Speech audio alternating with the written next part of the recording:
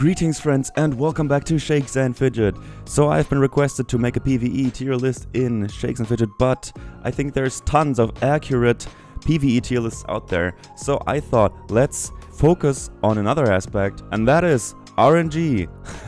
And it's not the same as PvE. You'll see why. Let's just start by putting in the Battle Mage and the Mage into the base tier, because they are just based, right? It doesn't mean that they have zero RNG, and the Mage certainly has a little more RNG than the BM if you look at the fight results, but this is as low RNG as it gets in the game, right? The Mage denies every RNG aspect of other classes, and the Battle Mage has no dodge. He just does the 25% average meteor every time, and then he doesn't dodge. He just has a ton of armor, and that means the fights take long, and that means that most of the fights are like very averaging out at the average. Right, so this is the based tier, and right above the based tier we have Gorgos, or the warrior, because this is the only class I'm gonna put in the you could say D tier, but I wouldn't. I don't want to rank them and necessarily say that anything is better. You could even say that the base is the S tier, because if you don't like RNG and you want to be solid in PvP, then you should definitely go for these classes. So don't take this as a low ranking. Instead, just see this as a range where we can put the classes. Would be even better to have like a a horizontal tier list where you could like arrange them from left to right in an RNG aspect, right? Next tier is like healthy RNG, and I think, yeah, we're gonna put the Bard because he has the lowest of the healthy RNG, in my opinion. Yeah, it's like a mage but with more RNG. You can lose and the enemy has full HP. This happens to me a lot in PvP. You can also just come back like crazy, and you can also land crazy crits, but all in all, the Bard is very, very healthy in its RNG. Sometimes I wish it had a little more RNG in dungeons and a little less in PvP, but what can you do, right? That really doesn't make it, it's probably not possible to implement that.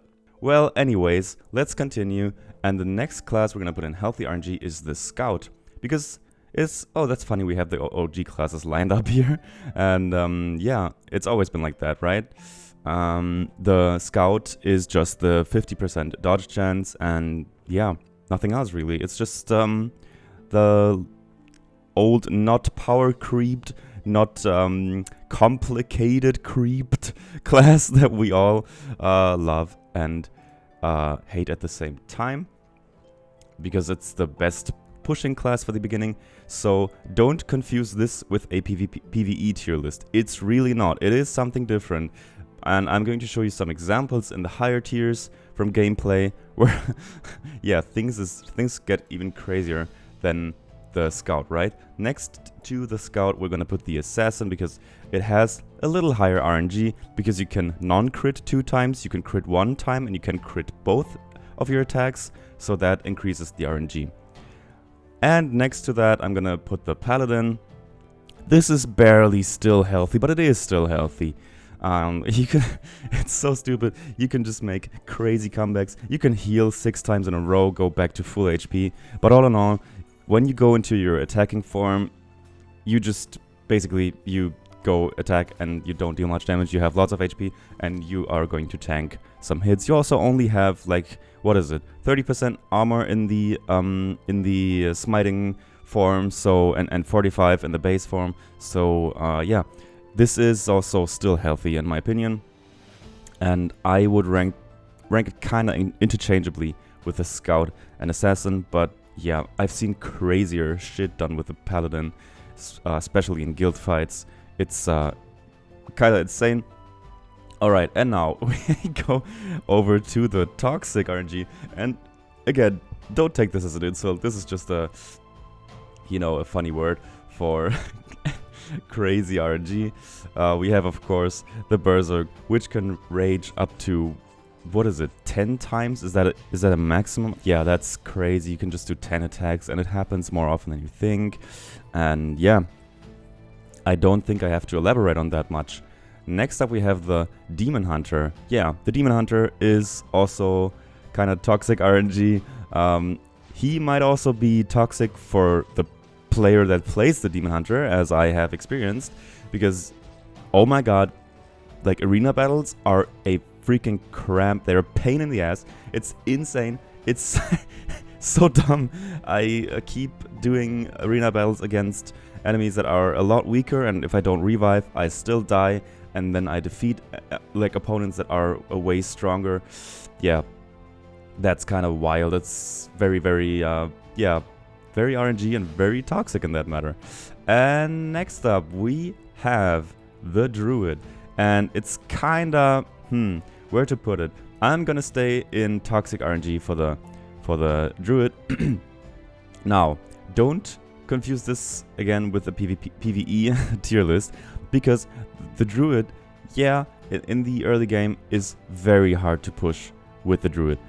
The reason is you are going to be stuck on the mages a lot because you're an intelligence class and you don't deal any damage, and the damage reduction because of the main stat compared against the main stat of your enemy will reduce your damage again, so it's really hard to push with the Druid past these mages. And also in the early game, it's not that strong in dungeons because you don't have the maximum crit rate. So yeah, the 400% crit damage that you could potentially get are not really there yet. You need the Gladiator and you need the full crit range, but once you have that, you're an RNG beast. You can defeat almost anyone in PvP with just a little luck, and PvE will also get a lot better, except for still the mages, and probably after the DP, when you try to push the Sandstorm, it's going to be a pain in the ass, but you know, it's still toxic RNG. The 400% crit damage, dude, it's absolutely crazy. And last but not least, we have the Necro. Because guys, on EU19, with my Necro, I can basically just beat anyone and anything in PvP. Yeah, there isn't a top one mage, because a mage would probably deny me that, and a battle mage would also make it really hard. But you know, our top one player is Profi, and I can, like, every stream I just go to PvP and randomly, yeah, try and defeat him, and it works. Same for the Kisi. Greetings to you. He's a paladin, a lot stronger than me right now, but it doesn't really matter. If I just pull the Hound, it just goes boom. Yeah. But in the guild fight we just had, I had 8 turns and I didn't summon anything, so this can also happen. So the Necro is really the top of the RNG. I think there isn't much arguing with that. It's just absurd.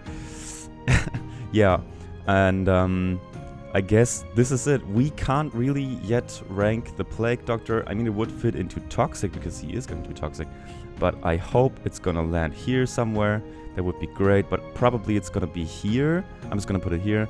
From what we've seen so far, with the potions, maybe here in front of the Paladin, maybe here. I think it's gonna be around the Paladin. Alright guys, let's leave it here for now, and thank you for watching, and see you in the next one or on Twitch. Bye bye.